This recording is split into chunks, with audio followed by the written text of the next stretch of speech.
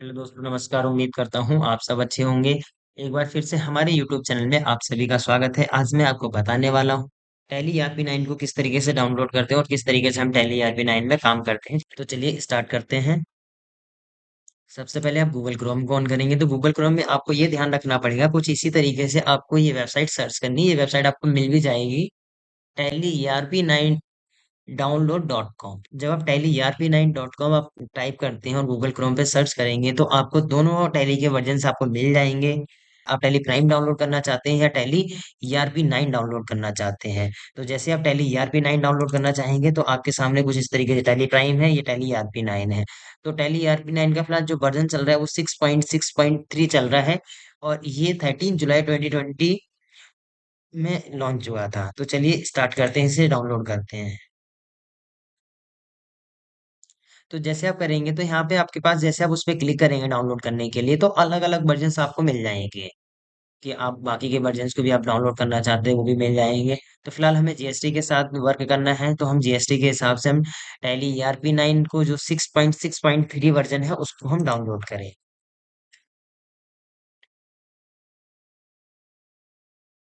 तो आप ये देखेंगे जी, ये आपका सेटअप जो है वो डाउनलोड हो चुका है। आपको थोड़ी देर वेट करना पड़ेगा, देन फिर इसको आप ओपन करेंगे। जैसे आप ओपन करेंगे तो ये आप सबसे पहले पूछेगा कि आप किस फोल्डर में आपकी डायरी इंस्टॉल हो रखी है। वो सारी चीजें आपको इसके अंदर मिल जाएंगी। ये सेटअप है, इसको आपको इंस्टॉल करना है। ध्यान रखना, ये जो टैली या किसी भी तरीके का आप सॉफ्टवेयर अगर सिस्टम में डाउनलोड करते हैं ड्राइव सी में ही जाता है, क्योंकि किसी भी तरीके का जो सॉफ्टवेयर होते हैं वो आपके ड्राइव सी में ही इंस्टॉल होते हैं। तो इसमें कुछ परमिशन से मांगेगा, इस परमिशन को आप अप्लीकेबल करेंगे। जब आप परमिशन दे देंगे तो आपको इंस्टॉल का ऑप्शन मिलेगा, आप इसे इंस्टॉल करेंगे। थोड़ा सा टाइम जरूर लगेगा इसमें।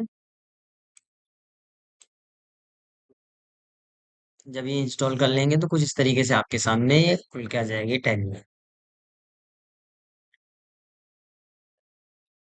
अब आप एजुकेशन वर्जन में काम कर रहे हैं या लेसन्स में काम कर रहे हैं। लेसन्स में कर रहे हैं तो आप एक्टिव लेसन्स करेंगे, और फिलहाल हम काम करेंगे एजुकेशन वर्जन में, तो यहाँ पे सिलेक्ट करेंगे आप वर्क इन एजुकेशनल मोड।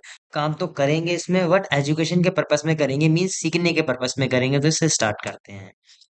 सबसे पहले आप यहाँ पे एक कंपनी क्रिएट करेंगे। तो ध्यान रखना, मेरे सिस्टम में पहले से टैली इंस्टॉल थी तो इसलिए कंपनी बन के आ गई। आप जब टैली स्टार्ट करेंगे, जब आप टैली इंस्टॉल करेंगे तो आपके सामने कुछ इस तरीके से खुल के आएगा कि आपको एक कंपनी क्रिएट करनी है इसमें। तो आप किसी भी नेम से कंपनी इसमें क्रिएट कर सकते हैं, जो भी आप इसमें नेम देना चाहते हैं। और जो नॉर्मल आपका एड्रेस है, अब मेरा एड्रेस जो है वो हरिद्वार का है, तो मैं हरिद्वार का रखूंगा। और आपका जो भी एड्रेस प्रॉपर है वो आप एड्रेस इसके अंदर डाल सकते हैं। और ये फाइनेंशियल ईयर है, तो अभी जो फाइनेंशियल ईयर चल रहा है वो 1 अप्रैल 2024 ही रहेगा। बिकॉज ये जो फाइनेंशियल ईयर स्टार्ट होता है वो 1 अप्रैल से स्टार्ट होता है। तो अभी आपका सेम यही रहेगा। और बुक ईयर जो होती है, बुक बिगिनिंग ईयर्स, मीन्स ये है कि आप अपनी अकाउंटिंग को कब से स्टार्ट करना चाहते हैं। तो मैं इसे अभी सेम डेट को ही लेके चलता हूँ। आगे अगर आप सिस्टम में अपनी टैली में जो आपकी कंपनी है उसमें आप पासवर्ड वगैरह लगाना चाहते हैं तो आप इस ऑप्शन को अप्लीकेबल कर सकते हैं। तो हम बात करते हैं किस तरीके से मल्टीपल यूजर और मल्टीपल पासवर्ड के साथ काम कर सकते हैं। टैली में मल्टीपल पासवर्ड होते हैं और मल्टीपल यूजर भी काम कर सकते हैं उसमें। जैसे कि आपने देखा होगा कि किसी कंपनी में एक ही टैली में पहले की एक ही कंपनी बना रखी है और उसमें एक अकाउंटेंट भी है, एक डाटा एंट्री ऑपरेटर है। तो वो किस तरीके से काम करते हैं एक ही कंपनी में, ये सारी चीजें इस वीडियो के माध्यम से जानेंगे। एक न्यू कंपनी क्रिएट करते हैं सबसे पहले, Alt+F1। HP LTD, HP private limited. अब देखो, टैली में तीन तरीके के पासवर्ड होते हैं। एक होता है टैली वॉलेट पासवर्ड। इसका पासवर्ड क्या होता है कि इस कंपनी का नेम शो नहीं होगा, इस कंपनी का नेम शो नहीं होता है। एक होता है यूजर कंट्रोल पासवर्ड, जिससे आपकी कंपनी का नेम भी शो होगा और आप पासवर्ड डालेंगे तो कंपनी ऑन हो जाएगी। तो मतलब नेम शो होता है और किससे नेम शो नहीं होगा। तो सबसे पहले हम बात करते हैं टेली वॉलेट पासवर्ड के बारे में। इस पे पासवर्ड डाल देते हैं, एंटर कर देंगे। फिलहाल मैंने आपको एक पासवर्ड बताया, एंटर करेंगे। देखो, अब सपोज आप, जब आपने दोबारा टैली बंद करके ऑन करी तो कुछ इस तरीके से आपके सामने सिस्टम खुल के आता है, कुछ इस तरीके से आपके सामने टैली खुल के आती है। तो यहाँ पे क्या करेंगे, आप सिलेक्ट कंपनी में जाके अपनी कंपनी ओपन करेंगे। कौन सी? एचपी। अपनी कंपनी का नेम सर्च करेंगे, तो यहाँ पे देखेंगे कि एचपी के नाम से कोई भी कंपनी इसमें शो नहीं हो रही है। एचपी के नाम से कोई भी कंपनी शो नहीं हो रही है। लेकिन एक कंपनी ये जरूर शो हो रही है, डॉट डॉट डॉट। तो जैसे आप इस पे एंटर करेंगे, यहाँ पासवर्ड डालेंगे, तो ये कंपनी खुल गई। अब आप देखेंगे ये कंपनी खुल गई, एचपी एलटीडी।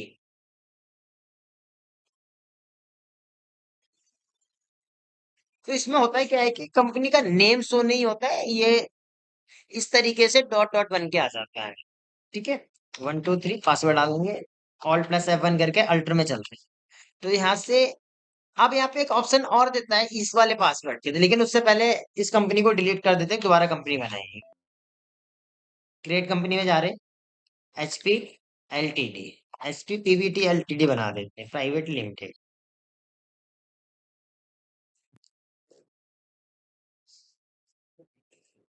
तो यहाँ पे आप ये वाला पासवर्ड आप नहीं डालेंगे।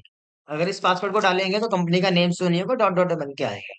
अब ये वाला ऑप्शन अप्लीकेबल करते हैं, यू सिक्योरिटी कंट्रोल। जैसे आप इसके अप्लीकेबल करेंगे तो यहाँ पे आपसे पूछेगा भाई किस नाम से कंपनी ओपन करना चाहते हैं, तो यहाँ पे मैं नेम देना चाहूंगा एचपी, और पासवर्ड दे देंगे, एंटर करेंगे।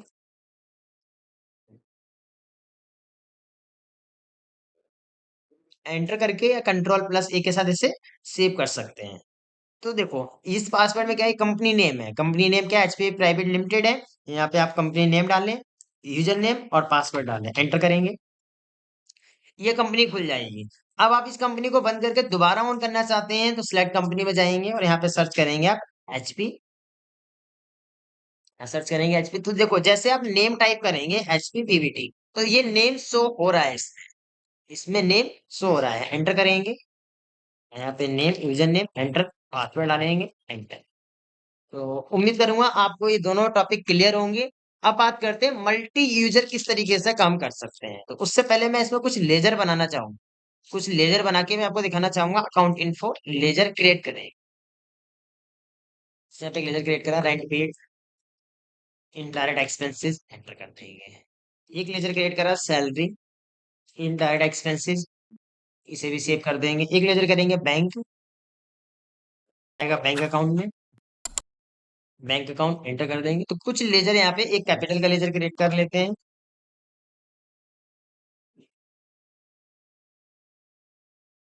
तो इसमें कुछ लेजर बना दिए। लेजर चेक करना चाहेंगे आप, अकाउंट इन्फो लेजर, अल्टर करें। यहाँ से आप चेक कर सकते हैं, ये लेजर की लिस्ट खुल के आएगी। ये लेजर अभी हमने इसमें बनाए हैं। चलिए अब मल्टी यूजर की बात करते हैं। तो Alt+F3 करेंगे, Alt+F3 करेंगे। यहाँ पे एक ऑप्शन मिलेगा आपको अल्टर के नीचे, यहाँ पे ऑप्शन मिलेगा सिक्योरिटी कंट्रोल, एंटर। और यहाँ पे security and user access, second option मिलेगा यूजर एंड पासवर्ड, इस पे एंटर करेंगे। जो आप नया यूजर देना चाहते हैं, जो नया पर्सन बनाना चाहते हैं, कि नया पासवर्ड बनाना चाहते हैं, उसके लिए आप सिलेक्ट करेंगे डाटा एंट्री, कि आप उसे क्या देना चाहते हैं। ऑनर तो देना नहीं चाहते क्योंकि ऑनर आपने ऑलरेडी एचपी के नाम से बना रखा है। आप data entry operator, user name कौन है, किसको आप डाटा एंट्री ऑपरेटर बनाना चाहते हैं, आपके पास सेलेक्ट करा मोहन, एंटर करेंगे, पासवर्ड डाल देंगे, एंटर, एंटर। आज जब आपने कंपनी बंद कर दी, एक बार और देख लो कैसे करना है। Alt+F3, security and control, user and password, enter. यहाँ पे आप नेम टाइप करेंगे और पासवर्ड टाइप करके सेव कर देंगे। Alt+F1 से इस कंपनी को बंद कर दिया। अब यहाँ पे दो पर्सन है, दो पर्सन है। एक कंपनी वही ओपन करनी है, एचपी एलटीडी, एंटर करेंगे। यहाँ सिलेक्ट करेंगे आप एचपी और पासवर्ड डालेंगे, एंटर करेंगे। तो इस तरीके से कंपनी खुल के आ रही है, कंप्लीट डिटेल खुल के आ रही है इसमें। अब इसी कंपनी को दोबारा ओपन करेंगे, एचपी। अब ये कंपनी जो ओपन होगी वो मोहन के नाम से होगी, यहाँ लिखेंगे मोहन, एंटर और पासवर्ड डालेंगे। तो अब ये कंपनी खुल गई। जैसे आप पासवर्ड और मोहन और पासवर्ड डालेंगे वैसे ही कंपनी खुल जाएगी। लेकिन यहाँ पे एक ऑप्शन जो आ रहा था अकाउंट इन्फो, वो नहीं आ रहा है। अकाउंट इन्फो का जो ऑप्शन आ रहा था वो इसमें नहीं आ रहा है, क्योंकि इसे जो परमिशन दी गई है वो सिर्फ डाटा एंट्री की परमिशन दी गई है, लेजर क्रिएट करने की परमिशन नहीं दी गई है। अकाउंटिंग वाउचर में जाके आप एंट्री करना चाहते हैं, एंट्री कर सकते हैं। जैसे बैंक एक एंट्री कर दी, पेमेंट, सैलरी दे दी, ये एंट्री हो गई। अब इसी के अगर में किसी को पेमेंट करना था, ये एंट्री करी अभी हमने salary account debit to cash account, क्योंकि इसका लेजर ऑलरेडी बना हुआ था। किसी को पेमेंट करना है, सपोज मुझे देव को पेमेंट करना है, तो मैं एक लेजर क्रिएट करूंगा, ऑल प्लस सी, ऑल्ट प्लस सी। तो देखेंगे यहाँ पे एक मैसेज आएगा आपको, एरर, नो एक्सेस अलाउ, कि आपको इस चीज की परमिशन नहीं है कि आप इसमें लेजर क्रिएट कर सकें। आपको सिर्फ परमिशन है इसमें, आप एंट्री कर सकते हैं, आप डाटा एंट्री कर सकते हैं, F4 से लेके F9 तक कोई भी एंट्री करें, पर आप लेजर क्रिएट नहीं कर सकते हैं। ना ही यहाँ पे आपको अकाउंट इन्फो का लेजर मिलेगा, ना इन्वेंट्री इन्फो का लेजर मिलेगा, और ना ही आप यहाँ से कोई लेजर क्रिएट कर सकते हैं, क्योंकि लेजर आप ऑल प्लस इसे भी लेजर क्रिएट कर सकते हैं, तो लेजर क्रिएट नहीं होगा इसमें, नो एक्सेस। तो इस तरीके से आप मल्टी यूजर पासवर्ड लगा सकते हैं। टैली में तीन प्रकार के पासवर्ड होते हैं, मैंने आपको तीनों क्लियर करे हैं।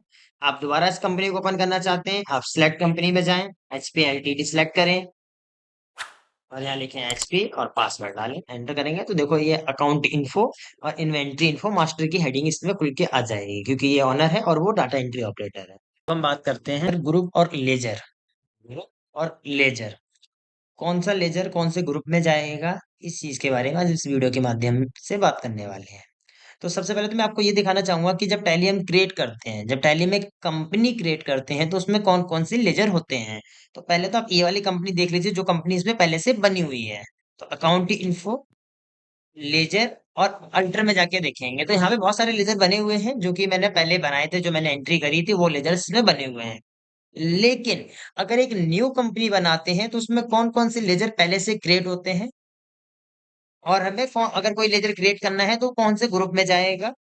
दूसरी चीज, आप जब लेजर में जाएंगे, जब आप अकाउंट इन्फो और लेजर में जाएंगे तो यहाँ पे दो ऑप्शन आपको मिलते हैं, एक मिलता है सिंगल लेजर और एक मिलता है मल्टीपल लेजर। इसके बारे में भी आज हम इस वीडियो के माध्यम से बात करेंगे कि सिंगल लेजर में क्या होता है और मल्टीपल लेजर में क्या होता है। तो सबसे पहले हम एक नई कंपनी बना लेते हैं, alt plus F1, create company. Create company में जाके एक न्यू कंपनी बना लेते हैं।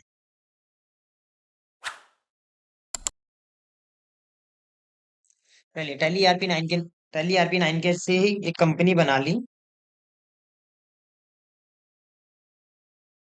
और जो इस कंपनी की बेसिक डिटेल डालनी है वो आप डाल सकते हैं। ये कंपनी बन के आ गई। तो अकाउंट इन्फो, लेजर, पहले हम ये देख लेते हैं ना कि इसमें कौन कौन से लेजर पहले से बने हुए हैं, और हम जब लेजर बनाएंगे तो उसके बारे में बाद में बात करेंगे। तो सबसे पहले आप जाएंगे अकाउंट लेजर, अल्टर करेंगे, तो यहाँ पे दो लेजर पहले से ही क्रिएट होते हैं, एक कैश लेजर और एक प्रॉफिट एंड लॉस का। जब भी आप कंपनी बनाएंगे तो ये दो लेजर बने हुए होते हैं, पहले से ही बने हुए होते हैं। आगे बढ़ते हैं। अब बात करते हैं कि इसमें अगर हमें कोई लेजर क्रिएट करना है, पार्टी नेम का क्रिएट करना है, या एक्सपेंस का क्रिएट करना है, या इनकम का क्रिएट करना है, या किसी भी चीज का लेजर क्रिएट करना है, तो वो लेजर कौन से अकाउंट में जाएगा। तो सबसे पहले तो मैं आपको एक लिस्ट दिखाना चाहूंगा जिसमें लेजर की पूरी लिस्ट बनी हुई है। ये फाइल है, इसके अंदर लेजर बने हुए हैं, लेजर और ग्रुप आप देखेंगे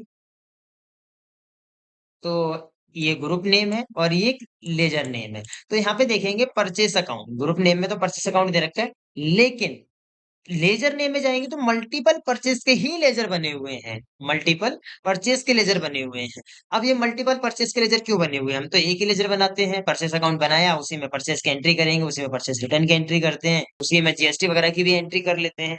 लेकिन यहाँ तो मल्टीपल लेजर बने हुए हैं, तो इनको समझ लेते हैं पहले मल्टीपल लेजर क्यों बने हुए हैं। तो सबसे पहले देखेंगे परचेस लोकल।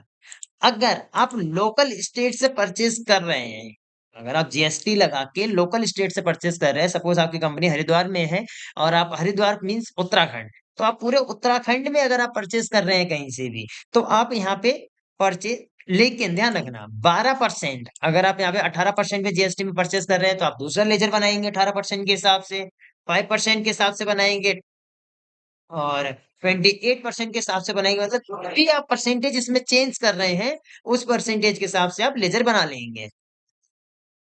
दूसरी चीज, अगर आप लोकल स्टेट से परचेस कर रहे हैं तो आप लोकल स्टेट के हिसाब से सिलेक्ट करेंगे, अगर आप इंटर स्टेट मतलब अदर स्टेट से अगर आप आईजीएसटी के साथ परचेस कर रहे हैं तो आप ये लेजर क्रिएट करेंगे।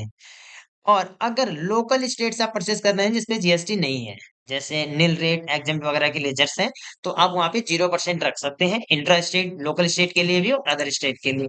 सेम ऐसे ही देखें तो आप मल्टीपल जीएसटी के लेजर के साथ हैं, मल्टीपल। परचेज रिटर्न का अलग लेजर है, परचेज इनपुट जीएसटी एग्जाम्प्ट है, अब टैक्सेबल 12% है। तो इस तरीके से परचेज के लेजर मल्टीपल आपको इसमें मिल जाएंगे। उसके बाद बात करते हैं सेल्स के। उसके बाद सेल्स की बात करते हैं कि सेल्स के लेजर क्या सेम देखेंगे। अब जैसे आपको परचेज के मल्टीपल लेजर मिले थे, सेम ऐसे आप सेल्स के भी आपको मल्टीपल लेजर्स मिल जाएंगे। सेल्स में भी मल्टीपल लेजर्स मिल जाते हैं। लोकल स्टेट के लिए जो रजिस्टर्ड है उसके लिए आप ये लेजर यूज करेंगे।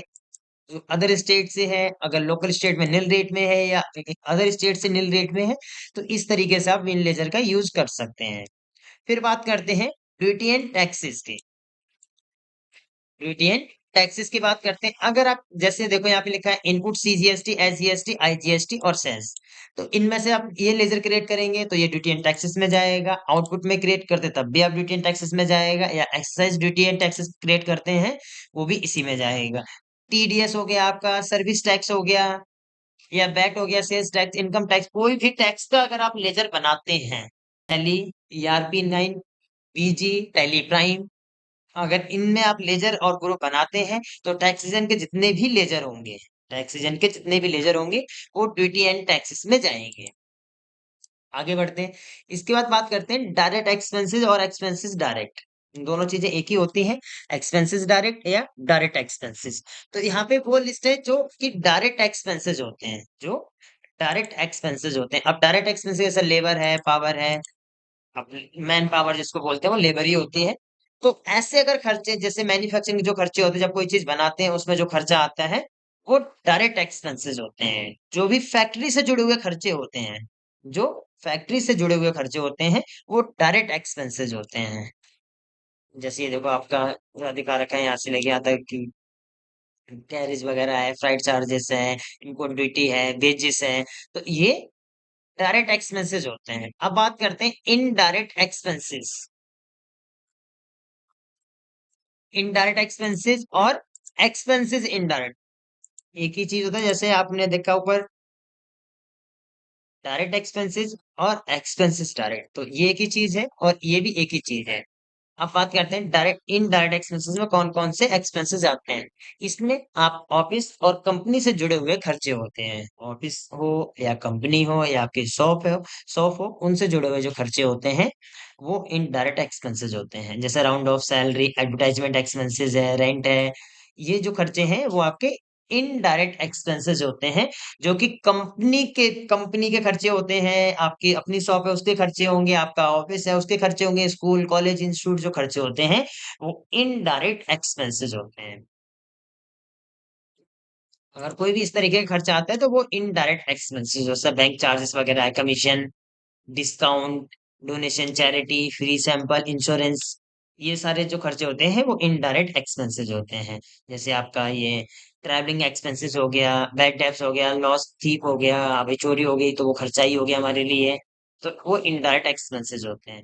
अब बात करते हैं इनकम, इनडायरेक्ट इनकम और इनकम इनडायरेक्ट। कुछ ऐसी इनकम जो इनडायरेक्ट वे में हो रही है। एक होता है कि भाई आप कहीं जॉब कर रहे हैं उसमें आपको सैलरी मिल रही है, आप कहीं जॉब कर रहे हैं तो वो वहां पे आपको सैलरी मिल रही है, तो वो आपकी एक अलग चीज हो गई। लेकिन ध्यान रखना सैलरी इनकम में नहीं, एक्सपेंसेस में रहती है। यहाँ बात कर रहे हैं कि इनडायरेक्ट इनकम, कि इनडायरेक्ट इनकम में क्या क्या होती है। कुछ ऐसी इनकम जो आपकी साइड इनकम जिसको कहते हैं, जैसे आपने किसी का कोई काम करवाया तो वो आपको कमीशन मिल गया, या आप कोई चीज परचेस करने के लिए कि आप बजट बना के कि आपको पता है कि एक फोन लेने के लिए कि वो फोन आपका 10,000 रुपए का था और वो आपको 500 रुपए, 1,000 रुपए या 2,000 रुपए का आपको डिस्काउंट मिल गया, आपको डिस्काउंट मिल गया, तो वो आपकी इनडायरेक्ट इनकम होती है। आपकी वो इनडायरेक्ट इनकम होती है। और इसी तरीके से जैसे कमीशन है, डिस्काउंट है, तो इस तरीके की जो इनकम होती है उसे इनडायरेक्ट इनकम कहते हैं। अब इसने बोला हुआ है कि already credit in tally, tally के अंदर कौन कौन से लेजर पहले से ही क्रिएट होते हैं। टैली के अंदर कौन कौन से लेजर पहले से ही क्रिएट होते हैं, तो जैसे कि अभी मैंने आपको दिखाया भी था, जब कंपनी ने क्रिएट करी थी, कैश और प्रॉफिट एंड लॉस का लेजर पहले से ही क्रिएट होता है उसके अंदर। फिर बात करते हैं बैंक अकाउंट। अब बैंक अकाउंट में कौन कौन से लेजर आते हैं? Bank account, all bank account, all bank account. Bank account के अंदर जितने भी बैंक के अकाउंट होते हैं, आपका पीएनबी है, एसबीआई है, कैनरा बैंक है, या बैंक ऑफ बड़ौदा है, इको बैंक, कोई भी बैंक अकाउंट है तो वो आपका बैंक अकाउंट के अंदर आता है। अब बात करते हैं डिपॉजिट अकाउंट। डिपॉजिट अकाउंट क्या होता है? एक सिक्योरिटी डिपॉजिट होती है, जैसे रेंट डिपॉजिट। आप कोई भी चीजें आपने पहले से ही डिपॉजिट कर दिया, आपको मंथली रेंट देना था, आपने बोला चलो उठा के एक साल का पूरा एक साथ ही डिपॉजिट कर देते हैं। फिर बात करते हैं कैपिटल। अब देखो, कैपिटल के बारे में इससे पहले पढ़ा था, तो कैपिटल मतलब कैपिटल अकाउंट में जाएगा, लेकिन यहाँ पे कैपिटल के मल्टीपल दे दिए हैं। यहाँ पे कैपिटल के बारे में मल्टीपल तरीके से बता दिए कि भाई कौन कौन से कैपिटल होते हैं। शेयर कैपिटल हो गया, पार्टनर कैपिटल हो गया, पार्टनर करंट कैपिटल हो गया, ड्राइंग हो गया, लाइफ इंश्योरेंस हो गया। तो इस तरीके के जो अमाउंट होती है या जो इस तरीके के लेजर होते हैं, वो सब कैपिटल अकाउंट के अंदर जाते हैं। इस तरीके के लेजर जो होते हैं वो कैपिटल अकाउंट के अंदर जाते हैं।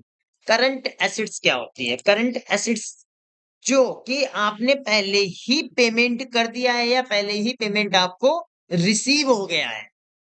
जैसे रेंट, जैसे रेंट, जैसे आप 1 तारीख से आपका मंथ स्टार्ट होता है और आपने पहली तारीख को ये उठा के रेंट दे दिया है, और जब वो रेंट आप दे देते हैं, जब रेंट वो आप दे देते हैं, तो वो आपके लिए करंट एसेट्स हो गया। मींस कि पूरे महीने उस रेंट का आप लाभ उठा सकते हैं। पूरे महीने आप उस रेंट का लाभ उठा सकते हैं, क्योंकि वो आपने एडवांस में ही दे दिया है। तो कुछ ऐसे खर्चे जो कि हम खर्च होने से पहले ही दे देते हैं, जैसे सैलरी है। सैलरी क्या होता है कि आपने पूरे महीने जॉब करेंगे, आपको तब सैलरी मिलेगी। तो वो खर्चे ऐसे होते हैं कि जो भाई कमा लिया पर आपको बाद में मिलेगा। वो इनकम ऐसी होती है जो आपने कमा लिया है लेकिन आपको बाद में मिलेगा। लेकिन अगर आप बात रेंट वगैरह की करेंगे, तो रेंट ऐसा खर्चा होता है जो आपने अभी किया नहीं है पर पेमेंट कर दी है। जैसे रेंट आपने पहले दिन ही दे दिया, 1 तारीख को महीना शुरू हुआ, आपने 1 तारीख को रेंट दे दिया है। तो रेंट एक ऐसा खर्चा है जो आपने अभी उसका लाभ उठाया नहीं है, पर वो खर्चा कर चुके हैं आप उसके बदले की अमाउंट दे चुके हैं। तो वो होते हैं करंट एसेट्स, जो आप उस टाइम पीरियड के अंदर आपको यूज करने के लिए मिलेगा। जैसे रेंट हो गया, या प्रीपेड एक्सपेंसेस हो गए, या प्रीपेड इंश्योरेंस हो गया, या इंटरेस्ट रिसीवल हो गया, या बिल्स रिसीवल्स हो गए। तो ये आपके करंट एसेट्स में आते हैं। फिर बात करते हैं करंट लायबिलिटीज क्या होती है। अब करंट लायबिलिटीज, जैसे इसमें तो दो ही ऑप्शन दे रखे हैं, बिल्स वगैरह के दे रखे हैं, जीएसटी का दे रखा है। लेकिन करंट लायबिलिटीज वो होती है जो कि आपने किसी से पैसा अगर ले रखा है, जैसे आउटस्टैंडिंग के बारे में आपने सुना होगा। आउटस्टैंडिंग क्या होती है? कमा लिया है पर मिला नहीं, कमा लिया है पर मिला नहीं है। ये सैलरी वगैरह के लिए ज्यादा होता है कि भाई मंथ तो आपका कंप्लीट हो गया 1 तारीख को ही, लेकिन सैलरी आएगी 7 तारीख की डेट है, तो 7 को सैलरी आएगी, किसी की 10 को आती है सैलरी। तो वो करंट लायबिलिटीज होती है, क्योंकि कंपनी का जो अकाउंट क्लोज होता है, कंपनी की जो अकाउंटिंग होती है, जो अकाउंट क्लोज करना होता है, वो आप 1 तारीख को, 31 तारीख को क्लोज हो जाता है, पर सैलरी दी जाती है 7 तारीख को, 10 तारीख को। तो करंट लायबिलिटीज होती है कि आप उसकी एंट्री पास करनी है, तो सैलरी वगैरह की आउटस्टैंडिंग एंट्री कर देते हैं कि भाई सैलरी अभी आउटस्टैंडिंग है, बाद में दे देंगे। तो कुछ ऐसे खर्चे जो अभी देना बाकी है, आपने खर्चा कर लिया पर अमाउंट आपने दी नहीं है, तो वो आपके लिए लायबिलिटीज क्रिएट होती है। अब सन्ड्री क्रेडिटर्स क्या होते हैं? सन्ड्री क्रेडिटर्स के अंदर वो लेजर आते हैं जिनसे आप परचेज कर रहे होते हैं, जिनसे आप परचेज कर रहे होते हैं। अगर आपको सेल करना है, आपको अगर सेल करना है, तो वो डेप्टर से पहले आप क्रेडिटर्स की बात कर लेते हैं। जिनसे आप परचेज कर रहे होते हैं, वो आपके क्रेडिटर्स होते हैं, जिनको आप पेमेंट देंगे, जिनको आप पेमेंट देंगे। लोन और एडवांस के बारे में बात कर लेते हैं कि लोन क्या होता है। देखो, दो तरीके के लोन होते हैं। एक होता है कि आपने फ्रेंड से लोन ले लिया, आपने अपने रिश्तेदार परिवार से लोन ले लिया है, तो वो लोन एक ऐसा लोन है जो आप लंबे समय तक दे सकते हैं। लेकिन अगर आपने लोन किसी बैंक वगैरह से लिए, तो वो आपको टाइम पीरियड के अंदर देना होता है। फिर अब बात करते हैं लोन लायबिलिटीज क्या होती है। लोन लायबिलिटीज क्या होती है? तो लोन लायबिलिटीज के लिए क्या होता है, जब अपने बैंक वगैरह से लोन लेते हैं, तो वो आपके लिए लायबिलिटीज क्रिएट होती है। अगर आप किसी प्रॉपर्टी पे लोन लेते हैं, आप अपनी गाड़ी वगैरह पे लोन लेते हैं, वो आपके लिए एक लायबिलिटीज क्रिएट हो जाएगी, जो आपको एक टाइम पीरियड के अंदर देना हो। फिक्स एसेट्स क्या होती है? फिक्स एसेट्स क्या होती है? जैसे फर्नीचर है, मशीनरी है, प्लांट एंड मशीनरी है, कुछ ऐसी चीजें जिनको आप लंबे समय तक यूज कर सकते हैं, जिनको आप लंबे समय तक यूज कर सकते हैं, वो आपकी फिक्स एसेट्स होती है। जैसे फर्नीचर होगी, मशीनरी, कंप्यूटर वगैरह है, या कार गाड़ी वगैरह, ये चीजें आपकी फिक्स एसेट्स होती हैं। तो इस तरीके के बाकी के लेजर्स भी हैं, आप इनको एक एक करके समझ सकते हैं कि भाई इसमें क्या क्या लेजर्स हैं, कैश हैंड में क्या क्या होता है, स्टॉक इन हैंड में क्या क्या होता है, ये सारे लेजर्स आप एक एक करके समझ सकते हैं। ये आपको नोट्स मिल जाएंगे, आप उसमें से कर सकते हैं। अब वापस चलते हैं टैली में, कि टैली में सिंगल लेजर और मल्टीपल लेजर का क्या काम होता है। सबसे पहले अकाउंट इन्फो और लेजर क्रिएट करेंगे। तो जब आप सिंगल लेजर क्रिएट करते हैं, सपोज मुझे 4 लेजर क्रिएट करना है जिनसे हमें परचेज करना है, जिनसे मुझे परचेज करना है, इनके हमें 4 लेजर क्रिएट करना है। तो मैं क्या करूंगा, यहाँ पे से एक रख दिया अमन क्रेडिटर्स, और ये जाएगा सन्ड्री क्रेडिटर्स में। फिर ये क्रिएट करेंगे अंश क्रेडिटर्स, और ये भी जाएगा आपका सन्ड्री क्रेडिटर्स। तो सिंगल लेजर इस तरीके से क्रिएट करना होता है, बार बार आप ग्रुप सेलेक्ट करेंगे। लेकिन मल्टीपल लेजर में क्या होता है, हम मल्टीपल समझ लेते हैं। मल्टीपल लेजर में जाएंगे और आप कोई भी एक ग्रुप सिलेक्ट कर लें, जैसे मैंने सिलेक्ट करा इनडायरेक्ट एक्सपेंसेस, मैंने सिलेक्ट करा यहाँ पे इनडायरेक्ट एक्सपेंसेस। अब मुझे यहाँ पे जितने भी लेजर क्रिएट करने होंगे इनडायरेक्ट एक्सपेंसेस के बेसिस पे हमको क्रिएट करना है। जैसे हमने क्रिएट करना है रेंट पेड, रेंट पेड, तो यहाँ पे ये आपसे पूछेगा ओपनिंग बैलेंस, तो आपको यहाँ पे ओपनिंग बैलेंस कुछ नहीं डालना है क्योंकि रेंट का कोई ओपनिंग बैलेंस नहीं है। फिर एक क्रिएट करा सैलरी पेड, और इसी तरीके से आप जितने लेजर चाहते हैं वो उतने लेजर आप इसमें क्रिएट कर सकते हैं। जैसे क्रिएट कर दिया हमने बैंक चार्जेस, इनडायरेक्ट एक्सपेंसेस, यहाँ पे वो लेजर्स क्रिएट होते हैं जो इनडायरेक्ट एक्सपेंसेस के अंदर जाते हैं। बैड डेट्स,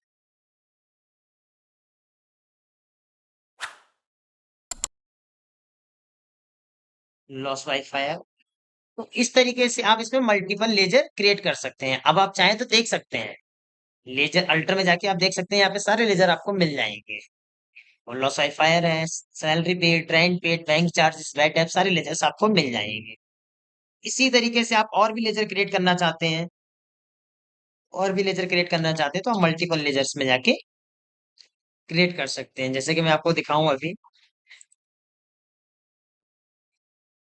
ये लेजर्स हैं। अब इनडायरेक्ट एक्सपेंसेस या डायरेक्ट एक्सपेंसेस में से किसी भी एक्सपेंसेस में जाके आप लेजर क्रिएट कर सकते हैं। तो हम बात करते हैं कंपनी में कोई डिटेल चेंज करनी है तो किस तरीके से कर सकते हैं, कंपनी को डिलीट करना है तो किस तरीके से कर सकते हैं, और लेजर वगैरह ट्रांसफर करना हो तो किस तरीके से करेंगे, ये आज इस वीडियो के माध्यम से सीखेंगे। तो सबसे पहले बात करते हैं कि अगर कंपनी में कोई डिटेल चेंज करनी है तो किस तरीके से कर सकते हैं। ऑल्ट प्लस F3 करेंगे। जब आप ऑल्ट प्लस F3 करेंगे तो देखेंगे कंपनी इन्फो, कंपनी इन्फो खुल के आएगा। यहाँ पे आपको select company, set company, create company, alter. Select company, अगर आपको कोई पुरानी कंपनी ओपन करना है, अगर आपको कोई पुरानी कंपनी ओपन करना है तो आप सिलेक्ट कंपनी में जाएंगे और यहाँ से आप कोई भी कंपनी सिलेक्ट कर सकते हैं। लेकिन उससे पहले आपको ये ध्यान रखना पड़ेगा, जब भी आप टैली ओपन करते हैं तो कुछ इस तरीके से आपके सामने टैली में विंडो खुल के आती है, name of company, name of company. अगर आपको जो कंपनी खोलनी है वो कंपनी यहाँ पे खुली हुई है तो ठीक है, अगर नहीं खुली है तो आप ऑल्ट प्लस F3 या ऑल्ट प्लस F1 करेंगे। अब ऑल्ट प्लस F3 और ऑल्ट प्लस F1 में क्या अंतर होता है, अगर आप ऑल्ट प्लस F1 करेंगे तो जो कंपनी स्क्रीन पे खुली हुई है वो कंपनी बंद हो जाएगी, वो कंपनी बंद हो जाएगी। फिर आप सिलेक्ट कंपनी में जाके आपको जो कंपनी ओपन करना है वो कंपनी आप ओपन कर सकते हैं। और ऑल्ट प्लस F3 का क्या होता है, अगर जो कंपनी आपने ओपन करी है उस कंपनी में आपको कुछ डिटेल्स भी चेंज करनी है, अगर उस कंपनी के अंदर आपको कोई डिटेल चेंज करनी है या डिलीट करना है, तब आप ऑल्ट प्लस F3 करेंगे और यहाँ पे खुल के आएगा कंपनी इन्फो। अब कंपनी इन्फो में क्या है, फर्स्ट ऑप्शन ही देखेंगे सिलेक्ट कंपनी। सिलेक्ट कंपनी मतलब कोई पुरानी कंपनी आपने बना रखी है और उस कंपनी को आपको ओपन करना है, तो आप सिलेक्ट कंपनी में जाएंगे। ठीक है, इसके बाद ऑप्शन आता है सेट कंपनी। कनेक्ट कंपनी के बारे में बाद में बात करेंगे। सेट कंपनी, अब आप देखेंगे कि नेम ऑफ कंपनी में दो कंपनी खुल के आ रही हैं। अब आपको जो चाहिए वो कंपनी आप क्लिक करेंगे खुल जाएगी। अगर इनमें से आपको कोई भी एक कंपनी बंद करनी है इनमें से कोई भी कंपनी आपको बंद करनी है तो आप सर्च कंपनी में जाएंगे और यहाँ से आप अपनी कंपनी को, जो कंपनी आपको बंद करनी है उस कंपनी पे एंटर करेंगे, वो कंपनी बंद हो जाएगी और जो आपको चाहिए वो कंपनी आपके सामने। अगर आपको न्यू कंपनी कोई बनानी है तो आप क्रिएट कंपनी में जाके यहाँ पे कंपनी की बेसिक डिटेल्स डालना है, नेम ऑफ कंपनी, एड्रेस वगैरह, तो आपकी एक न्यू कंपनी क्रिएट हो जाएगी। अब बात करते हैं, अगर कंपनी की डिटेल चेंज करनी है, अगर कंपनी की डिटेल्स चेंज करना चाहते हैं कि आपकी भाई मुझे कंपनी में कोई डिटेल्स चेंज करनी है, तो उसके लिए आप अल्टर में जाएंगे, एंटर करेंगे। अगर यहाँ पे एक से ज्यादा कंपनी खुली होती है, मैं आपको बता देता हूँ एक कंपनी और खोल के। अब यहाँ पे दो कंपनी खुली हुई है तो अल्टर में जाएंगे, तो यहाँ ये आपसे पूछेगा कि आपको कौन सी कंपनी में एडिट करना है। फिलहाल मैंने ये कंपनी ओपन कर ली कि मुझे इस कंपनी में चेंजेस करना है। अब यहाँ पे जो भी आप कंपनी में चेंजेस करना चाहते हैं, जैसे एड्रेस के बेसिस पे डाल दिया, मुझे इस कंपनी का एड्रेस चेंज करना था।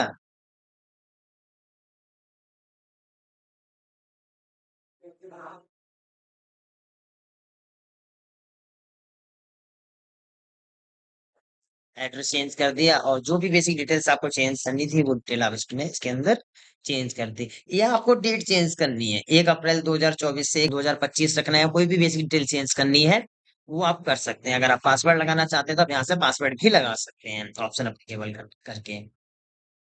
पासवर्ड के बारे में एक पुरानी वीडियो है, उसमें जाके देख सकते हैं, पासवर्ड के बारे में डिटेल से बताया हुआ है उसमें। कंट्रोल+A सेव हो जाएगी। अब आप देखेंगे दोबारा से तो उसमें वो डिटेल्स आपको मिल जाएगी जो भी आपने इसमें चेंजेस करी। दूसरी कंपनी बंद कर देते हैं, Alt+F बंद करके, और इस कंपनी में देख लेते हैं कुछ लेजर्स हैं, कुछ लेजर बने हुए हैं पहले से ही। अब इन लेजर में से हमें कोई लेजर चेंज करना है या कोई लेजर मुझे चेंज करना है, डिलीट करना है, तो वो तो मैं एंटर में जाके कर सकते हैं। कैसे करेंगे? अकाउंट इन्फो, लेजर, अल्टर, यहाँ से जाके आप कोई भी लेजर्स में कुछ चेंजेस करना है, सपोज ये ऑप्शन अप्लीकेबल करना है या कोई भी चेंजेस करना है, तो आप अकाउंट इन्फो में, लेजर में और अल्टर में जाके चेंज कर सकते हैं। इसके बाद बात करेंगे, अगर हमें लेजर ट्रांसफर करना हो, अगर लेजर ट्रांसफर करना हो तो पहले एक न्यू कंपनी बना लेते हैं, Alt+F3 करके एक कंपनी, क्रिएट कंपनी में जाके एक न्यू कंपनी बना। चलिए नेम भी दे दिया न्यू, कि भाई न्यू कंपनी के नेम से ही कंपनी बनाई है इसमें।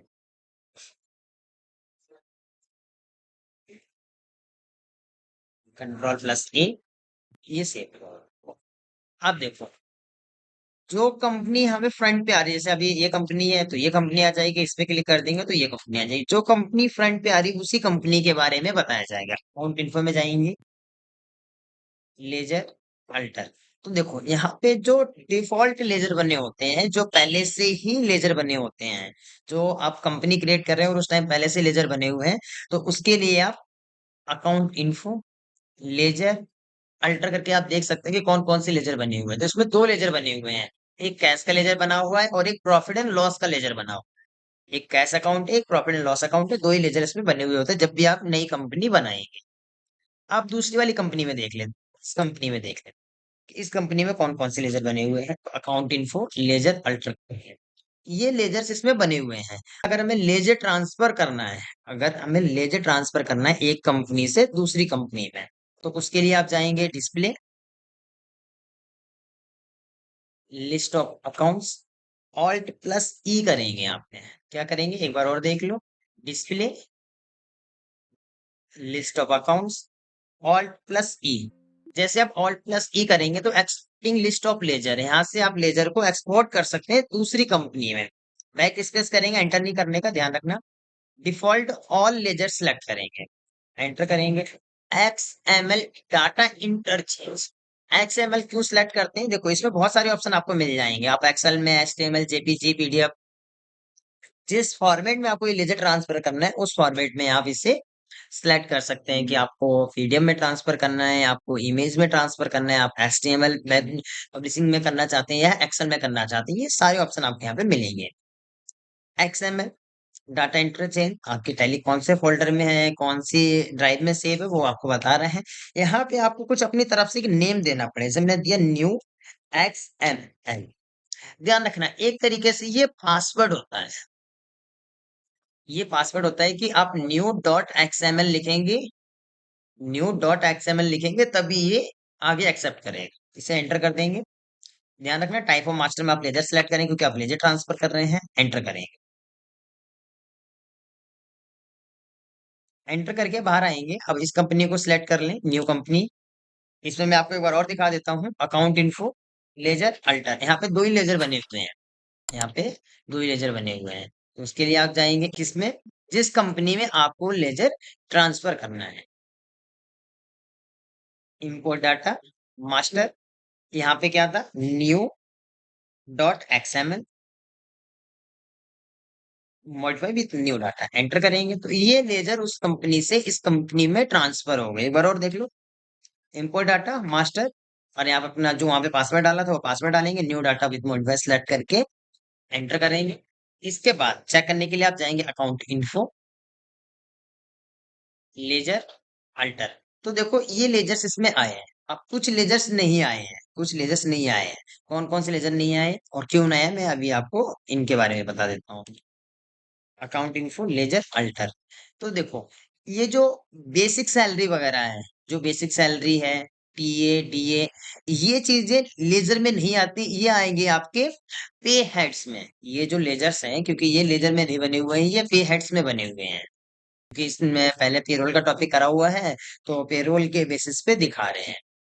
और परचेस और सेल्स के लेजर क्यों नहीं आए, क्योंकि ये कंपनी के लेजर्स नहीं होते। क्योंकि आपको अगर किसी कंपनी में दूसरी कंपनी में आपको अपना डाटा ट्रांसफर करना है, तो आप इम्प्लॉय नेम ट्रांसफर करते हैं, इम्प्लॉय नेम ट्रांसफर करते हैं। इसलिए इसमें परचेस और सेल्स के लेजर नहीं आए। और डीए टी इसलिए नहीं आया क्योंकि वहां पे ऑप्शन दे रहा था कि आप क्या ट्रांसफर करना है। मास्टर सेलेक्ट करा था, अगर वहां पे पे हेड सेलेक्ट करते हैं या कैटेगरी सेलेक्ट करते हैं तो वहां पे चेंजेस आ जाता है। अब बात करते हैं, अगर ये लेजर हमें एक्सेल में ट्रांसफर करना है, अगर ये लेजर हमें एक्सेल में ट्रांसफर करना है तो किस तरीके से करेंगे। Display, list of accounts, alt plus E, एक बार बैक स्पेस करेंगे, डिफॉल्ट ऑल लैंग्वेजेस, यहाँ पे सिलेक्ट करेंगे आप एक्सेल। जैसे आप एक्सेल सेलेक्ट करेंगे, एंटर करेंगे, अब यहाँ पे देखो सेम चीजें वहां पे भी आई थी कि आप क्या ट्रांसफर करने हैं, आप लेजर ट्रांसफर कर रहे हैं, आपके एड्स, स्टॉक कैटेगरी, जो भी आपको ट्रांसफर करना है वो चीज आप यहाँ पे सिलेक्ट करेंगे और एंटर कर देंगे। एक बार और एंटर करेंगे तो ये आपका एक्सेल में ट्रांसफर हो रहा है डाटा, ये डाटा एक्सेल में ट्रांसफर हो रहा है। अभी खुलेगा एक्सेल यहाँ पे, देखो इस तरीके से ये लेजर इसमें खुल गए। इस तरीके से ये लेजर एक्सेल में ट्रांसफर हो गया और इस तरीके से आपके सामने आ गया। इसी तरीके से अगर मुझे डाटा एंट्री ट्रांसफर करनी है, अगर मुझे एंट्री ट्रांसफर करनी है, जैसे अब मैं आपको दिखाऊं, डिस्प्ले, डेमो, ये जो जनरल एंट्रीज में हो रखी है, अगर अब मुझे इनको ट्रांसफर एक्सेल में करना है तो आप क्या करेंगे, डिस्प्ले, डेबुक, ऑल्ट प्लस ई। ध्यान रखना, लेजर ट्रांसफर करने के लिए डिस्प्ले, लिस्ट ऑफ अकाउंट्स, और यहाँ पे आके ऑल्ट प्लस सी करना होगा। लेजर मतलब जो मास्टर्स की चीजें होती है, जैसे लेजर है, पे हेड्स है, स्टॉक आइटम है, स्टॉक कैटेगरी है, ये चीजें ट्रांसफर करने के लिए आपको डिस्प्ले, लिस्ट ऑफ अकाउंट्स में आना पड़ेगा। और अगर आपको एंट्रीज ट्रांसफर करनी है तो डिस्प्ले, डेबुक, ऑल्ट प्लस ई करेंगे, बैक स्पेस, यहाँ पे आप डिफॉल्ट ऑल लैंग्वेजेस सेलेक्ट करेंगे। और यहाँ से आप किस फॉर्मेट में चाहिए, डिटेल्स में चाहिए, चलिए डिटेल्स सेलेक्ट कर लेते हैं। और कौन से वाउचर्स की एंट्री ट्रांसफर करनी है, कौन से वाउचर्स की एंट्री ट्रांसफर करनी है, अकाउंटिंग की चाहिए या इन्वेंट्री की चाहिए या दोनों की चाहिए। तो मुझे तो दोनों की चाहिए, तो इसलिए मैंने यहाँ पे ऑल वाउचर्स सेलेक्ट करके एंटर कर दिया। जैसे आप एंटर करेंगे,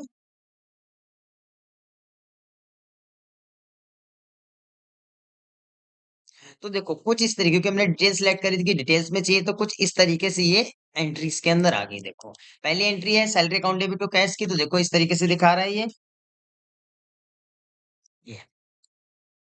कौन से वाउचर में एंट्री है, पेमेंट में है, ये डेबिट अमाउंट है और ये क्रेडिट अमाउंट है। किसी भी वाउचर की देख सकते हैं, जैसे ये कैपिटल है तो ये रिसिप्ट वाउचर की है, ये सेल की है तो देखो सेल्स वाउचर की एंट्री है, ये परचेज की एंट्री है तो ये परचेज वाउचर की एंट्री है। तो इस तरीके जिस वाउचर की एंट्री होगी उस वाउचर के बेस पे ये शो कर जाएगी एंट्री। अगर टैली का डाटा एक्सेल में ट्रांसफर करना है तो हम किस तरीके से कर सकते हैं। अब बात करते हैं, अगर हमें कोई लेजर डिलीट करना है, कोई लेजर डिलीट करना है तो डिलीट करने के लिए आप क्या करेंगे, अकाउंट इन्फो लेजर अल्टर में जाके यहाँ से सपोज ये अमन का लेजर है, इसे मुझे डिलीट करना है। तो डिलीट करने के लिए आप ऑल्ट प्लस टी करेंगे। देखो ऑल्ट प्लस टी करेंगे पर इसमें कुछ नहीं हो रहा है, मतलब डिलीट का कोई भी ऑप्शन खुल के नहीं आ रहा है। चलिए क्या दिक्कत आ रही है, एक नए लेजर बना के करके देख लेते हैं।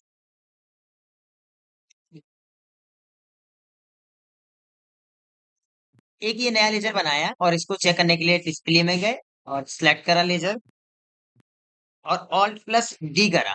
तो देखो जैसे आप ऑल्ट प्लस डी करेंगे तो डिलीट का ऑप्शन दे देगा, ये भाई ये डिलीट कर दो आप लेजर, एंटर करा। वो लेजर क्यों नहीं डिलीट हो रहे थे, जब आप कोई लेजर डिलीट कर रहे हैं या कोई ऑप्शन अकाउंटिंग फीचर्स या इन्वेंटरी फीचर्स में कोई ऑप्शन अप्लीकेबल है, सपोज यही ऑप्शन ले लेते हैं पेरोल। तो देखो पेरोल पे कर्सर ही नहीं जा रहा है, पेरोल पे कर्सर नहीं जा रहा है। और अगर आप इन्वेंट्री की बात करेंगे तो देखो इन्वेंट्री में जो ऑप्शन अप्लीकेबल है वो मेंटेन मल्टीपल गोडाउन का ऑप्शन अप्लीकेबल है, और इस पे भी कर्सर नहीं जा रहा है। अगर ये ऑप्शन नो करना है या लेजर डिलीट करना है तो उसके लिए क्या करना होगा। सबसे पहले तो आप देखें कि, चलिए कंपनी बंद कर देते हैं पहले। अब देखें कि आपकी जो एंट्री पास है वो कौन सी एंट्री है जो गोडाउन में है। एंट्री पूरे साल की चेक कर लेते हैं, ऑल्ट प्लस F2 करेंगे 1 अप्रैल से 31 मार्च। देखो परचेज और सेल्स की एंट्री देखते हैं, इसमें भी गोडाउन मेंशन है। हाँ, तो एक काम करना पड़ेगा इसके लिए, आप पहले तो ये एंट्री डिलीट करें, जितनी भी गोडाउन वाली एंट्री है इन एंट्री को डिलीट कर दें। ये एंट्री है परचेज सेल्स और स्टॉक जनरल। स्टॉक जनरल इसलिए है क्योंकि ये एंट्री हमने एक गोडाउन से दूसरे गोडाउन में स्टॉक ट्रांसफर करा है, तो इसलिए स्टॉक जनरल की एंट्री हो रखी है। एक बार आप देख भी सकते हैं, ये देखो हरिपुर से कनखल में ट्रांसफर हुए हैं 30 कंप्लीट। तो पहले तो आपको ये एंट्री डिलीट करनी पड़ेगी, इसके लिए क्या करेंगे आप डिस्प्ले प्लेबुक, और यहाँ से आप क्या करेंगे स्पेस के साथ ही एंट्री सिलेक्ट कर लेंगे कुछ इस तरीके से। ये ये एंट्री सिलेक्ट हो गई, सेल्स परचेज और stock general. Alt plus D करेंगे, ये एंट्री डिलीट डिलीट हो गई ये एंट्री। अब क्या चीज चेंज करना है इसमें, इन्वेंट्री इन्फो में चलते हैं, गोडाउन अल्टर करेंगे, ये गोडाउन डिलीट करेंगे। एक हरिपुर है कनकल, दोनों गोडाउन डिलीट हो गए। मेन लोकेशन क्या क्या होता है, जब भी आप maintain multiple location, maintain multiple godown एक ही चीज है। जब वो ऑप्शन अप्लीकेबल करते हैं तो ये डिफॉल्ट बन जाता है लेजर, ये कंपनी अपनी तरफ से बना के लेजर देती है। अब देखते हैं F11 इन्वेंट्री फीचर्स। आप देखो कर्सर आ गया इस पे और इसे आप नो कर सकते हैं, अब ये इजिली नो हो जाएगा। तो सेम ऐसे ही अगर आपको कोई लेजर डिलीट करना है तो उससे पहले आप उसकी एंट्री डिलीट करें। जैसे अमन की एंट्री है, इस एंट्री को हमने ऑल्ट प्लस डी करा, डिलीट। अब अकाउंट इन्फो लेजर अल्टर और यहाँ पर सिलेक्ट करेंगे आप अमन, ऑल्ट प्लस डी। देखो क्या करा है एक बार और देख लो, अकाउंट इन्फो लेजर अल्टर और अमन ऑल्ट प्लस डी। तो जैसे आप ऑल्ट प्लस डी करेंगे तो देखो ये डिलीट का ऑप्शन दे रहा है कि आप इसे डिलीट करना चाहते हैं, एंटर। जी हाँ, तो ये होता है कि अगर आपको कोई लेजर डिलीट करना है, आपको कोई ऑप्शन एप्लीकेबल है उसे नो करना है, तो पहले आप उसकी एंट्री डिलीट करें, तब जाके उसका लेजर डिलीट होगा और उसके बाद ही उसका ऑप्शन नो होगा। उससे पहले आप ऑप्शन नो करेंगे या लेजर डिलीट करेंगे तो नहीं होगा, ये ध्यान रखना। अब बात करते हैं अगर हमें कंपनी डिलीट करनी हो, अगर हमें कंपनी डिलीट करनी हो तो किस तरीके से कर सकते हैं। सपोज ये वाली कंपनी है, न्यू कंपनी जो अभी हमने बनाई थी, ऑल्ट प्लस F3 करेंगे, अल्टर में जाएंगे और यहाँ पे न्यू कंपनी सिलेक्ट करके ऑल्ट प्लस डी कर देंगे। अच्छा, कंपनी डिलीट करने के लिए आपको कोई लेजर नहीं डिलीट करना है, कोई ऑप्शन नो नहीं करना है, कोई ऑप्शन यस नहीं करना है, कुछ भी नहीं करना है। आप सीधे देखो, अगर आप देखेंगे ये जो दूसरी वाली कंपनी है, इसमें आप डे बुक में देखें तो कुछ एंट्री हो रखी है, कुछ एंट्री हो रखी है इसमें।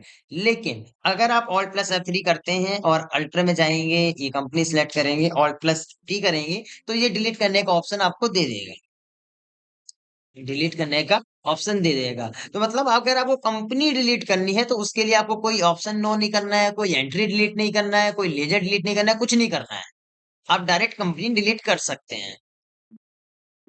कैसे, ऑल्ट प्लस डी एंटर करेंगे। और ये आपसे एक बार और पूछेगा कि हाँ जी अपनी कंपनी डिलीट करना चाहते हैं, जी हाँ।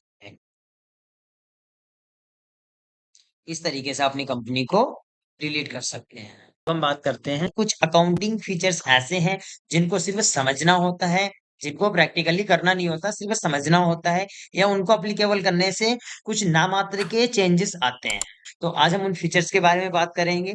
दूसरा बात करेंगे ओपनिंग बैलेंस और कैपिटल क्या होता है।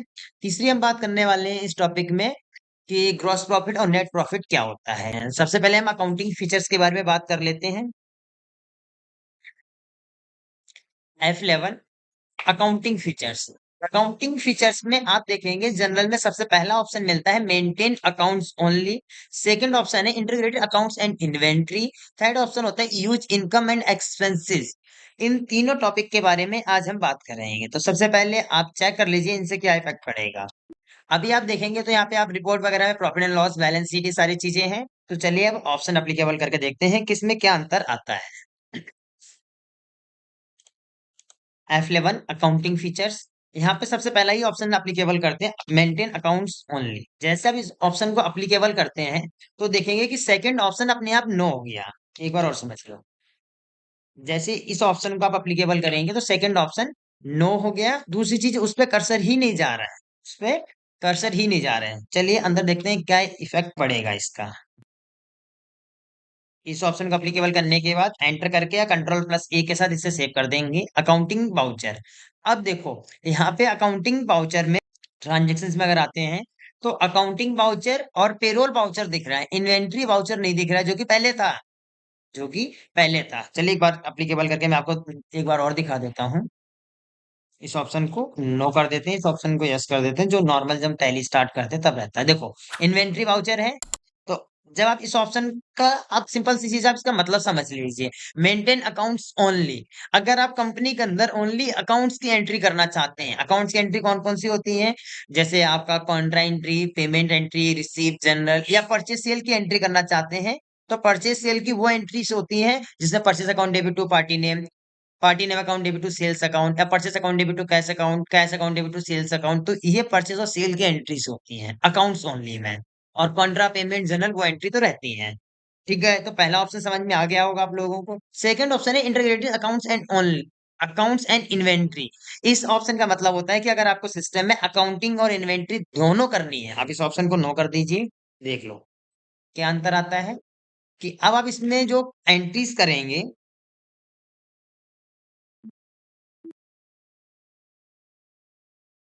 पहला ऑप्शन समझ गए होंगे।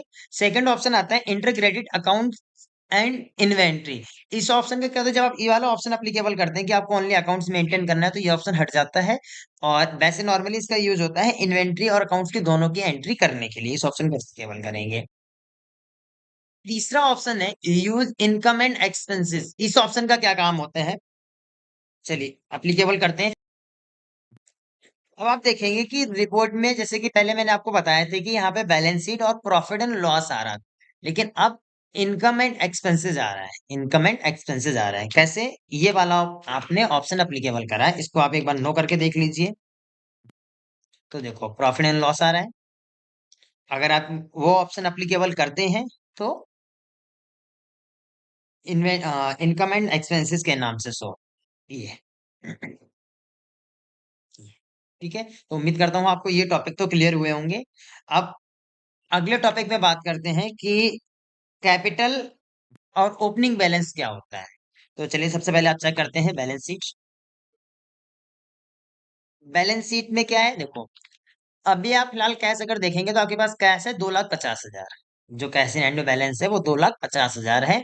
और कैपिटल भी सेम है, कैपिटल भी सेम है, 2,50,000 रुपये आपके पास कैपिटल भी है। कैपिटल क्या होता है, जब आप कोई बिजनेस स्टार्ट करते हैं तो फर्नीचर वगैरह शॉप वगैरह, तो ये आपकी कैपिटल, ये आपकी पूंजी, इसके थ्रू आपने अपना बिजनेस शुरू कर दिया है। अब ओपनिंग बैलेंस क्या होता है, अब आपको पता है कि स्टार्टिंग में आपने कोई काम शुरू करा है तो आपका 1 महीना 2 महीने काम नहीं चल रहा है, तो उसके लिए आपके पास ओपनिंग बैलेंस होना जरूरी है। तो वो होता है ओपनिंग बैलेंस। ये कैपिटल है, कैपिटल क्या है, कि जो आपने बिजनेस स्टार्ट करा इसमें आपने फर्नीचर लगाया, शॉप है, जो भी है आपका सारा सामान जो है वो कैपिटल है। और ओपनिंग बैलेंस वो होता है जो आपके पास पैसा है, जो आपको पता है कि 2 महीने आपका काम नहीं चलने वाला है या कम चलने वाला है, तो अपने बिजनेस को आगे बढ़ा सकते हैं, वो ओपनिंग बैलेंस है। तो अभी आप देखेंगे कैपिटल और कैश इन हैंड में दोनों में बैलेंस सेम है। तो कैश इन हैंड और कैपिटल में क्या अंतर है, तो आप चलिए स्टार्ट करते हैं। सबसे पहले एक एंट्री करते हैं कैपिटल की, अकाउंटिंग वाउचर F6।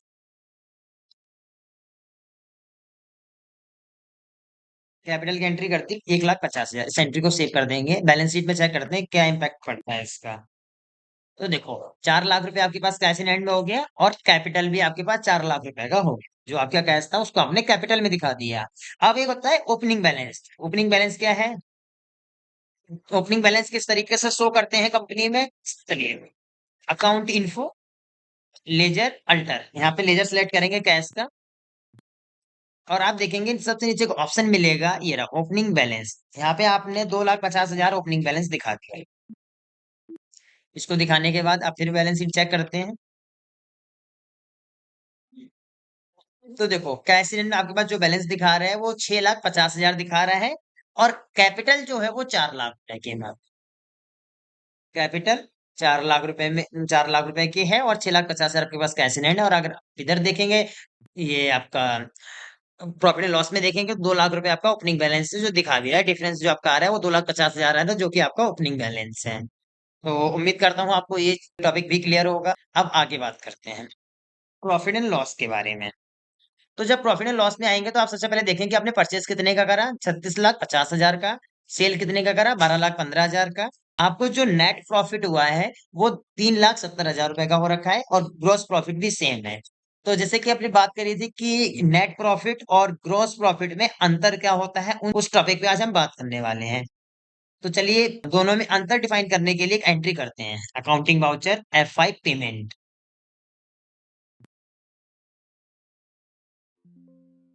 यहाँ पे एक एंट्री करते हैं सैलरी के इनडायरेक्ट एक्सपेंस। एक लेजर क्रिएट करा सैलरी का, जो कि जाएगा आपका इनडायरेक्ट एक्सपेंसेस।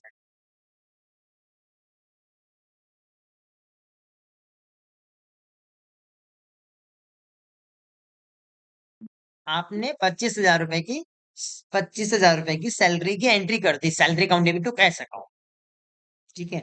अब आपने रेंट पेड भी करना है, तो एक रेंट पेड का लेजर भी क्रिएट करें।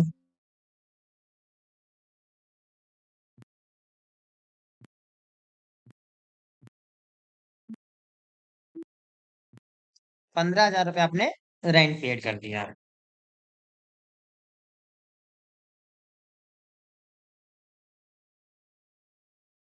बीइंग रेंट पेड, ये एंट्री होगी। तो दो एंट्री हो गई, एक सैलरी की और एक रेंट की। चलिए चेक कर लेते हैं प्रॉफिट एंड लॉस। तो जो आपको आपका जो ग्रॉस प्रॉफिट था 3,70,000 का, वो ग्रॉस प्रॉफिट आपका 3,70,000 का दिखा रहा है। लेकिन अगर आप नेट प्रॉफिट देखेंगे तो 3,30,000 का होगा। क्यों? क्योंकि आपके जो एक्सपेंसेस, जैसे आपने रेंट दिया है, सैलरी दी, तो 40,000 का आपको जो खर्चा आया उनको माइनस कर दिया है। तो ग्रॉस प्रॉफिट जो दिखाता है वो सेल्स माइनस परचेस। आपने 36 लाख का परचेस करा, आपने 12 लाख का सेल कर दिया, 28 लाख का आपके पास क्लोजिंग स्टॉक है, उसके ब्याह पे आपका जो प्रॉफिट बना वो ग्रॉस प्रॉफिट में दिखा दिया है। लेकिन नेट प्रॉफिट क्या होता है, जो आपके एक्सपेंसेस को भी माइनस करता है, sales minus purchase minus expenses, जो आपके खर्चे हैं उनको भी माइनस करता है नेट प्रॉफिट। तो ये आपका एक्चुअल प्रॉफिट होता है। जो नेट प्रॉफिट है वो एक्चुअल प्रॉफिट है। ग्रॉस प्रॉफिट जो रहता है आपका आपका प्रॉफिट है, जो आपका सिर्फ परचेस और सेल के बीच में हुआ है। इसमें आपके खर्चे इंक्लूड नहीं होते हैं। और नेट प्रॉफिट में खर्चे भी इंक्लूड होते हैं, जो आपके खर्चे हैं उनको माइनस करने के बाद जो प्रॉफिट बचता है वो आपका एक्चुअल प्रॉफिट होता है। तो हम बात करते हैं टैली RP9 के अंदर जो वाउचर्स होते हैं, इन वाउचर्स में कौन कौन से एंट्री होती है आज हम जानेंगे इस वीडियो के माध्यम से। कंट्रा वाउचर में कौन सी एंट्री होती है, पेमेंट में कौन सी, सेल्स में कौन सी, रिसिप्ट में कौन सी, जनरल में कौन सी, परचेस में कौन सी, इन सारे वाउचर्स के बारे में आज हम इस वीडियो के माध्यम से जानेंगे। सबसे पहले तो आपको मैं ये बताना चाहूंगा कि चलिए एक चेक कर लेते हैं अभी फिलहाल हमारे पास कुछ बैलेंस वगैरह है या नहीं है। तो बैलेंस शीट में चलते हैं। बैलेंस शीट में जब आप आएंगे तो अभी देखेंगे कि करंट लायबिलिटीज और करंट एसेट्स दोनों के साइड बैलेंस जीरो है। तो जब भी आप कोई अपना बिजनेस स्टार्ट करते हैं, जब आप अपना कोई बिजनेस स्टार्ट करते हैं तो उसके लिए आपके पास पैसा होना चाहिए। तो सबसे पहले तो हम करेंगे एक रिसीप्ट की एंट्री F6 से। तो जब आप F6 से रिसीप्ट की एंट्री करते हैं तो पैसा किसके थ्रू आएगा आपके पास, सबसे पहले तो बात करते हैं कि पैसा आपके पास किसके थ्रू आता है। जब आप कोई बिजनेस स्टार्ट करते हैं तो कैपिटल लगाते हैं, तो कैपिटल के थ्रू ही बैलेंस आपके पास आता है। सबसे पहले एक एंट्री करेंगे कैपिटल की, तो कैपिटल का लेजर क्रिएट करें। ये कैपिटल अकाउंट में जाएगा।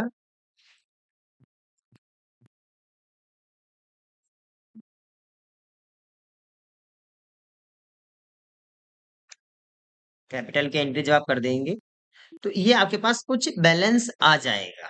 अब आपके पास बैलेंस आ गया तो आप परचेज करें, सेल करें, आप कुछ भी कर सकते हैं। तो देखेंगे ये देखो, ये आपके पास कैश इन हैंड में बैलेंस आ गया है। अब बैलेंस आपके पास आ गया है तो आप परचेज करें, सेल करें, पेमेंट करें, रिसीव करें, आप कोई भी एंट्री इसमें पास कर सकते हैं। तो सबसे पहले हम करते हैं परचेज, क्योंकि अब हमारे पास पैसा आ गया है। तो सप्लायर इनवॉइस नंबर डालना है, F9 से परचेज होगा, ध्यान रखना। पार्टी नेम जिससे आप परचेज कर रहे हैं, क्रेडिटर्स, ये जाएगा हमारा सन्ड्री क्रेडिटर्स में। परचेज का लेजर क्रिएट करेंगे। नेम ऑफ आइटम, आप क्या परचेज कर रहे हैं। नेम ऑफ आइटम, आप क्या आइटम परचेज कर रहे हैं। जैसे यहाँ पे देखेंगे लिस्ट, एंड ऑफ लिस्ट दिखा रहे हैं और कॉम दिखा रहे हैं कि आपने क्या परचेज करना है। तो यहाँ पे हमारे पास अभी फिलहाल कोई आइटम नहीं है, तो इस आइटम को क्रिएट कर लेंगे ऑल्ट प्लस सी के साथ। तो ऑल्ट प्लस सी करेंगे। यहाँ पे आप कोई भी आइटम क्रिएट कर सकते हैं जो आइटम आप परचेज करना चाह रहे हैं। फिलहाल मैंने इसमें लिखा है एलईडी, तो एलईडी परचेज करेंगे। यूनिट इसकी पीसीस, 50 पीसेस एलईडी के परचेज कर लिए। एलईडी का प्राइस रखा है 20,000, 20,000 रुपए के रेट पे हमने 50 पीसेस परचेज कर लिए। ठीक है। इसके बाद अब आपने परचेज कर लिया है तो आपको पेमेंट करना पड़ेगा, क्योंकि हमने इसको ऑन क्रेडिट मीन्स उधार में परचेज करा है। F9 में जो एंट्री होती है, जो उधार की एंट्री होती है, अगर आपको कैश की भी एंट्री करनी है तो आप पार्टी नेम की जगह पे कैश अकाउंट सिलेक्ट करके कैश की भी एंट्री कर सकते हैं। फिलहाल हमने जो एंट्री करी है ये उधार की करी है। अब पेमेंट कर देते हैं, F5 करेंगे, नमन की पेमेंट कर देते हैं अगेंस्ट रेफरेंस, क्योंकि पुराना बिल है हमारा, उसके ब्याह पे हमने इसको पेमेंट कर दिया है।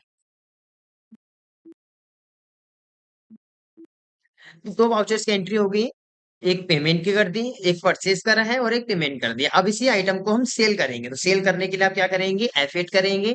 आप F8 भी कर सकते हैं और यहाँ से भी आप सिलेक्ट कर सकते हैं रेफरेंस नंबर। रेफरेंस नंबर के बाद आप पार्टी नेम क्रिएट करेंगे जिसको आप सेल कर रहे हैं। ये आपका डेप्टर्स है, सेल्स का लेजर क्रिएट करेंगे।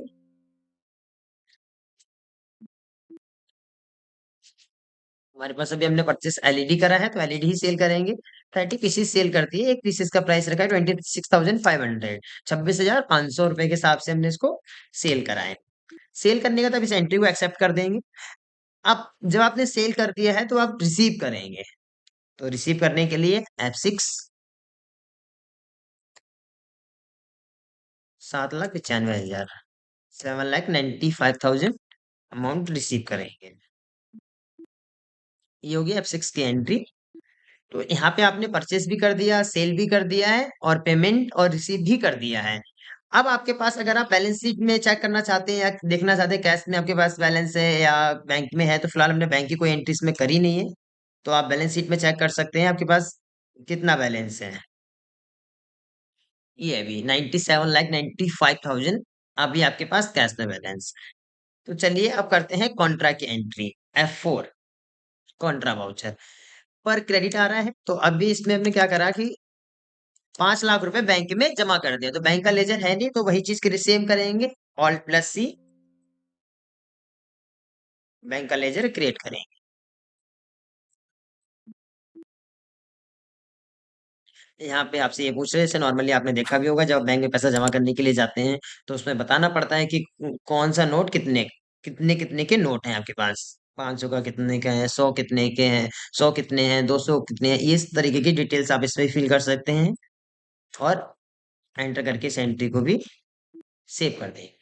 तो अब आप चेक करना चाहेंगे कि आपके पास कैश में बैलेंस कितना है और बैंक में बैलेंस कितना है, तो उसके लिए आप जाएंगे डिस्प्ले।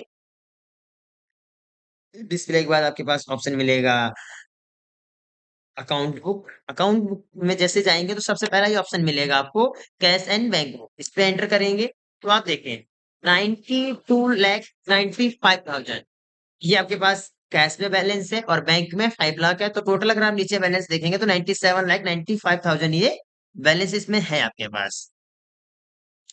अब बात करते हैं कि इसमें जो एंट्री है वो जनरल की एंट्री, एक वाउचर जो है F7 से खुलता है, F7 से भी खोल सकते हैं और यहाँ से भी डायरेक्ट आप खोल सकते हैं। यहाँ से देखिए कैसे मिलेगा, ये देखो ये जनरल वाउचर है, F7 करेंगे तो भी खुल जाएगा और डायरेक्ट आप यहाँ से खोलना चाहते तो वो भी खुल जाएगा। अब इसमें कौन कौन सी एंट्रीज होती हैं, जनरल में कौन कौन सी एंट्रीज होती हैं, तो ध्यान रखना जनरल वाउचर्स में जो एंट्री होती है वो एडजस्टमेंट एंट्री होती है, जिसमें कैश, पार्टी नेम और बैंक इंक्लूड नहीं होता है। जिन एंट्री में cash, bank, party name include नहीं होता है, कौन कौन सी वो एंट्रीज हैं, जैसे आउटस्टैंडिंग, प्रीपेड, ये जो एंट्री है वो होती है। सपोज आप को रेंट, तो आपका जो मंथ स्टार्टिंग है वो आपका 1 तारीख से है और आपने रेंट सेम डे दे दिया, 1 तारीख को ही दे दिया, तो वो क्या हुआ आपके लिए प्रीपेड रेंट हो गया, वो आपने एडवांस में ही रेंट दे दिया है, तो वो एंट्री इसमें होती है। कैसे होगी देखो, प्रीपेड रेंट का लेजर देख दिखा देता हूँ मैं आपको, किस में जाएगा। प्रीपेड रेंट का जो लेजर जाएगा वो करंट एसिड्स में जाएगा। करंट एसिड्स में क्यों जाता है, क्योंकि ये आपने एडवांस में दिया है। अब ये पूरे महीने तक आपने शॉप रेंट पे ले रखी है, आपने रूम रेंट पे ले रखा है, तो आप पूरे महीने तक आप उस शॉप को, रूम को यूज कर सकते हैं, क्योंकि ये आपने 1 महीने का एडवांस में इसका किराया दे दिया। तो करंट एसिड्स मतलब होता है जो फ्यूचर में काम आने वाली, जो फिलहाल काम आने वाली वैल्यू जो होती है। तो इसकी एंट्री करेंगे,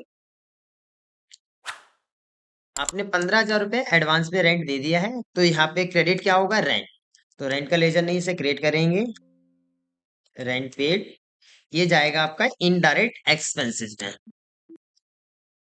तो एंट्री क्या बनेगी इसकी, prepaid rent account debit to rent account, क्योंकि एडवांस में रेंट दिया है आपने तो प्रीपेड रेंट डेबिट हो जाएगा, और रेंट दिया है अभी कैश, क्योंकि आपने इसकी एंट्री पास करी है तो इसलिए रेंट क्रेडिट हो जाएगा। ठीक है, दूसरी एंट्री क्या होती है, एक एंट्री और मैं आपको करके दिखा देता हूँ कि आउटस्टैंडिंग वगैरह ये तो प्रीपेड हो गई जो आपने एडवांस में दे दिया है। एक वो एंट्री होती है जो मंथ बीत गया है पर देना बाकी है, जैसे सैलरी, 1 तारीख को मंथ कंप्लीट हो जाता है पर सैलरी जो होती है वो 10 तारीख को, 7 तारीख को, 5 तारीख, इस तरीके की डेट पे सैलरी आती है।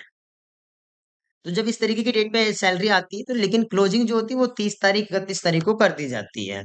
तो उसकी एंट्री कैसे पास होगी चलिए देखते हैं। तो सबसे पहले आप सैलरी का लेजर क्रिएट करें, Alt+C, salary paid, indirect expenses, salary देनी थी आपको 25,000, तो आपने क्या करा कि आउटस्टैंडिंग सैलरी के नाम पे एंट्री कर रखी है, अभी क्योंकि सैलरी दी नहीं है, सैलरी देना बाकी है, तो आउटस्टैंडिंग सैलरी से एंट्री कर दी, salary account debit to outstanding salary. अब salary account debit to outstanding salary, तो आउटस्टैंडिंग का पहले लेजर देख लीजिए आप। आउटस्टैंडिंग का जो लेजर होता है वो करंट लायबिलिटीज में आता है, क्योंकि आउटस्टैंडिंग मतलब अभी पेंडिंग है, देना बाकी है, तो आउटस्टैंडिंग का जो नेचर है वो लायबिलिटीज होता है। इसकी एंट्री आपने कर दी। अब आप चेक करने के लिए अगर बैलेंस शीट जाते हैं, बैलेंस शीट में चेक करते हैं तो आपके पास कितना बैलेंस है, ये आपका कैश और बैंक का बैलेंस दिखा देगा। अब सपोज कि आपको कुछ बैलेंस बैंक से ट्रांसफर करना है, एक बैंक से दूसरी बैंक में ट्रांसफर करना है, तो उसके लिए आप जाएंगे अकाउंटिंग वाउचर और F4 करेंगे, कॉन्ट्रा वाउचर। यहाँ पे आपने बैंक अपना क्रेडिट कर दिया कितने का, 2,50,000 से, और कौन सी बैंक में पैसा जमा करना है, Alt+C करेंगे, यहाँ पे क्रिएट करा आपने PNB, ये जाएगा बैंक अकाउंट में।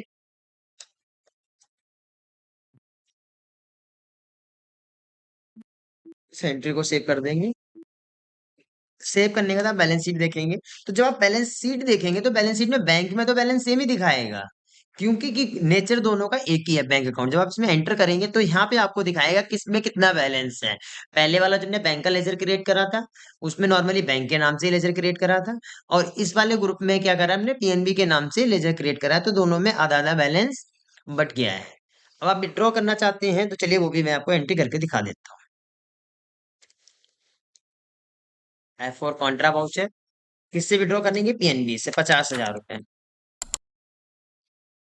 और इसमें कैश डेबिट हो जाएगा। ध्यान रखना जब बैंक बैंक से पैसा विड्रॉ करते हैं तो cash account debit to bank, और डिपॉजिट करेंगे तो bank account debit to cash account. अब आप अगर बैलेंस शीट चेक करते हैं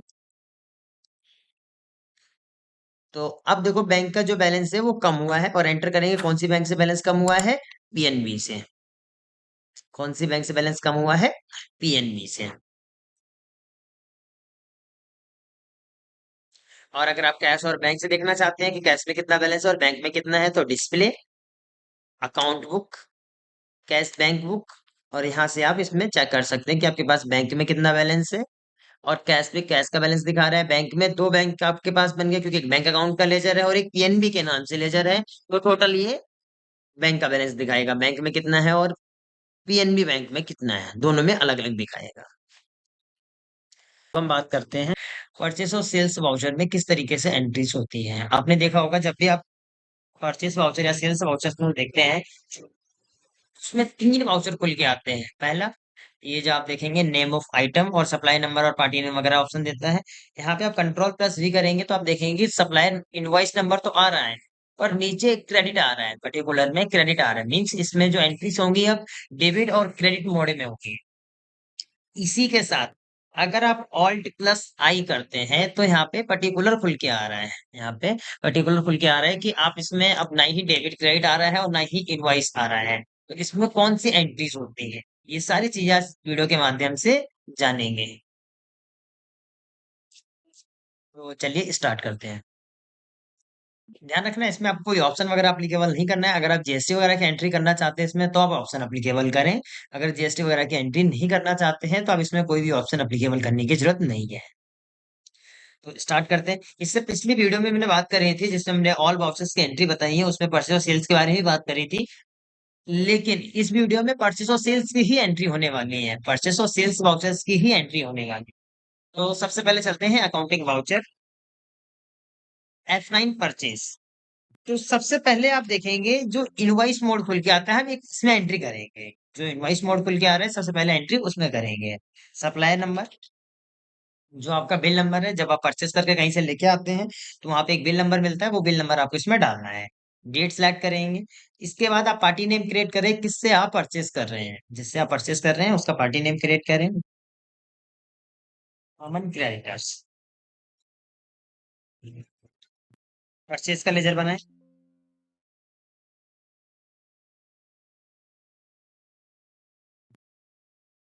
इसके बाद यहाँ पे आपसे पूछ रहे हैं नेम ऑफ आइटम, आप क्या आइटम परचेस कर रहे हैं, आप क्या आइटम परचेस कर रहे हैं वो आइटम आप यहाँ पे क्रिएट करें।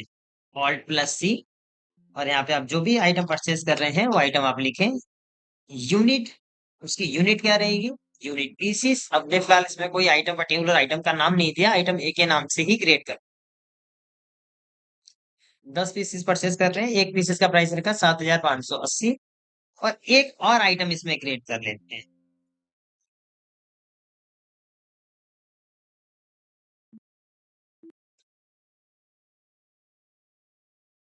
नरेशन लिख देंगे, मीन गुड्स परचेस, नरेशन लिख देंगे। तो यहाँ पे क्या करा आपने, एक बिल चढ़ाया, इनवॉइस मोड में एंट्री करके एक बिल चढ़ा दिया आपने, जो कि परचेस करके लेके आए थे, और आपने अपना बिल इसमें चढ़ा दिया सिस्टम में। ये होगी एंट्री, जिसमें आप आइटम दिखाते हैं, जिसमें आपके पास जो इनवॉइस है, जो बिल है, उसको आपने चढ़ाया। अब दूसरे वाउचर में क्या एंट्री होती है, कंट्रोल प्लस वी करेंगे, कंट्रोल प्लस वी करेंगे और यहाँ पे एक एंट्री करेंगे। अब यहाँ पे एंट्री क्या होती है, इस ये होता है वाउचर मोड, और वाउचर मोड में वो एंट्रीज होती है जिनमें ये शो नहीं होता है कि आपने परचेज क्या करा है। आपने परचेज क्या करा है, परचेज तो करा है पर नाम शो नहीं हो रहा है उसमें कि आपने परचेज क्या करा है। कंप्यूटर परचेज करा, मशीनरी परचेज करी, फर्नीचर या कोई भी आइटम आपने परचेज करा है, उसका नाम नहीं है इसमें। सिर्फ जो नॉर्मल एंट्री होती है, goods purchase from party name, जो एंट्री हम करते हैं purchase account debit to party name, तो यहाँ पे वो वाली एंट्री होती है। एक पार्टी नेम और क्रिएट करेंगे, अंस क्रेडिटर्स। यहाँ पे आपने लगा दिया कि आपने 50,000 का परचेज कर लिया, तो यहाँ पे आप देखेंगे कि नेम ऑफ आइटम का ऑप्शन और आ रहा है। ये देखो इन्वेंट्री का जो ऑप्शन आ रहा है, नेम ऑफ आइटम, आप क्या परचेज कर रहे हैं, यहाँ पे वो आइटम आपको शो नहीं करना है। यहाँ पे हम नॉर्मल एंट्री कर देंगे, purchase account debit to party name, narration यहाँ भी लिखेंगे being goods purchase from on credit. ये एंट्री हो गई। तो अब इसमें दो एंट्री हो गई। पहली एंट्री बिल की हो गई, जो आपके पास इनवॉइस मोड था वो भी एंट्री हो गई। दूसरी एंट्री इसमें वाउचर मोड की हो गई। अब तीसरी एंट्री बची है, जो कि ऑल्ट प्लस आई करके खुलेगा, जो कि ऑल्ट प्लस आई करके खुलेगा। अब यहाँ पे देखेंगे, यहाँ पे पर्टिकुलर आ रहा है, सप्लायर इनवॉइस नंबर तो आ रहा है, नंबर तो आप डाल देंगे। पार्टी नेम भी आ रहा है कि आप यहाँ पे किस पार्टी से आप परचेस कर रहे हो, वो पार्टी नेम भी आपको बनाना पड़ेगा यहाँ पे। तो यहाँ पे बना दिया राम क्रेडिटर्स, समुद्री क्रेडिटर्स। आप क्या परचेज कर रहे हैं यहाँ पे, कौन सी सर्विस परचेज कर रहे हैं? तो सपोज आप अपने घर के लिए मिल्क वगैरह परचेस कर रहे हैं, हनी परचेस कर रहे हैं, कोई भी चीज आप परचेस अगर कर रहे हैं इसमें, ऑल्ट प्लस सी यहाँ पे क्रिएट करेंगे मिल्क। तो मिल्क हमारा है खर्चा, इनडायरेक्ट एक्सपेंसेस।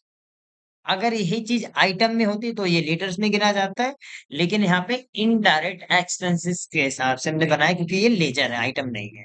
तो यहाँ पे क्या करा है कि 250 का मिल्क परचेस कर लिया, 250 का आपने मिल्क परचेज कर लिया। इसी तरीके से आप कोई भी लेजर बना सकते हैं जो आप परचेज कर रहे हैं, जो भी आप परचेज कर रहे हैं उसका एक लेजर बना सकते हैं, एंटर कर देंगे।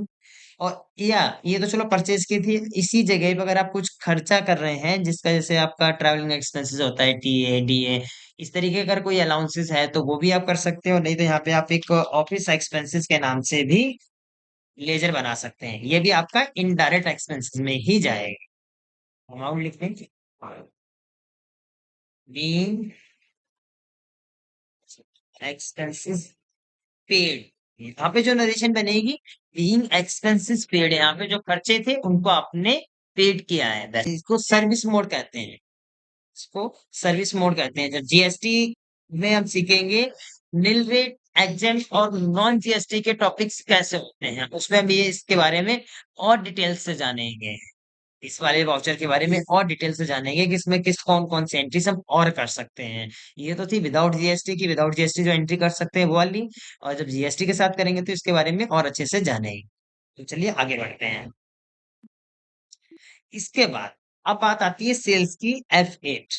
अब बात आती है सेल्स की। तो सेल्स में सबसे पहले सेम करेंगे, पहले इनवॉइस मोड की एंट्री कर लेते हैं। इनवॉइस मीन्स जो बिल हमें बनाना है, यहाँ पे हमने रखा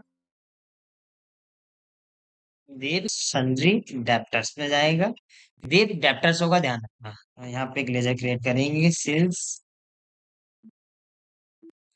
क्या, आइटम ए के हमने 8 पीसी सेल कर दिए, क्या प्राइस रखा है 9,580। और आइटम बी भी सेल कर दिया है, आइटम बी के 9 पीसी सेल कर दिए 9,850 के हिसाब से। और यहाँ पे आप नरेशन लिख लेंगे, being goods sold to web on credit. ये यहाँ पे आपने सेल कर दिया है कि भाई जितने आइटम आपने परचेस करे थे उसके हिसाब से आपने अपने हिसाब से इसको सेल कर। ये करने के बाद अब अगली एंट्री आती है जो हमारी सेल की एंट्री है, जो वाउचर मोड में होने वाली है, क्योंकि वाउचर मोड में होने वाली है। तो यहाँ पे आप कंट्रोल प्लस वी करके वाउचर मोड खोल लेंगे और आगे एंट्री करेंगे। यहाँ पे एक और लेजर बनेगा, मोहन डेप्टर्स बना देते हैं, और सन्ड्री डेप्टर्स में जाएगा। और यहाँ पे आपको ये बताना है कि आपने कितने का सेल करा है, कितने का सेल करा है। आइटम क्या है, यहाँ पे भी आपको इन्वेंट्री को नो करके चलना है, इन्वेंट्री में कोई भी डिटेल नहीं डालनी है। और इसकी एंट्री कर देंगे।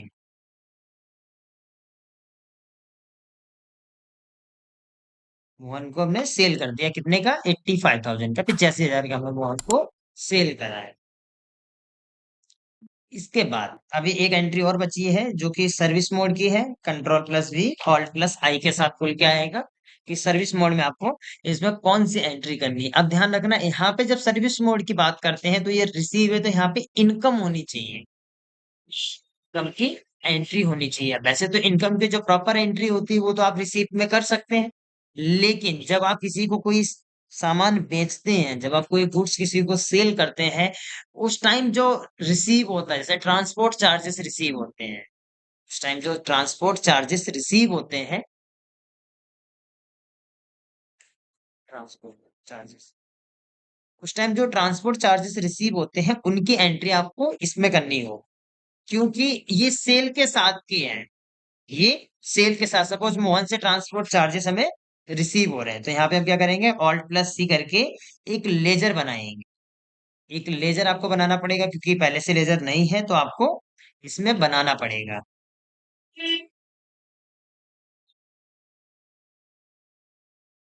ट्रांसपोर्ट चार्जेस इनडायरेक्ट इनकम, ये इनकम है हमारे लिए, तो ये सेल्स में ही एंट्री होगी इसकी।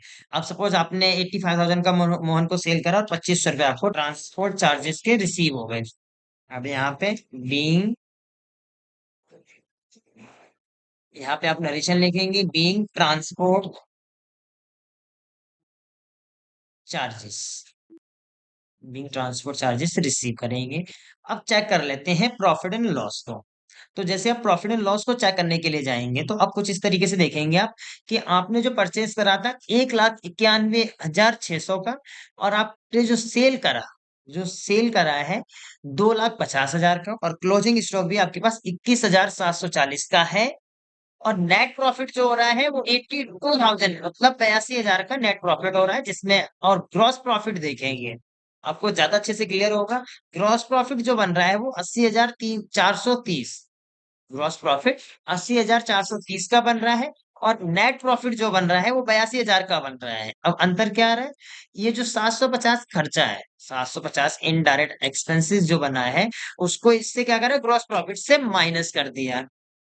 अब ग्रॉस प्रॉफिट से माइनस हो गया, लेकिन इनकम जो 2500 रुपए की हो इसको प्लस कर दिया, उसको प्लस कर दे तो ये अमाउंट बन गई। एक बार करके देख लेते हैं, कंट्रोल प्लस एन करेंगे, और 80,430 माइनस 750, और अमाउंट जो बनी है आपकी वो 79,680। अब 79,680 प्लस, करेंगे आप ये वाली अमाउंट जो इनडायरेक्ट इनकम की अमाउंट है, वो कितनी है, 2500, इसको प्लस कर देंगे। तो आप नीचे देखेंगे 82,180 रुपए आपकी अमाउंट टोटल बन रही है, जो कि यहाँ पे नेट प्रॉफिट आया। तो ये अच्छे से क्लियर हुआ होगा आपको कि ग्रॉस प्रॉफिट और नेट प्रॉफिट क्या होता है। इस ग्रॉस प्रॉफिट और नेट प्रॉफिट के बारे में पिछली कई वीडियो में हमने बात भी करी हुई है।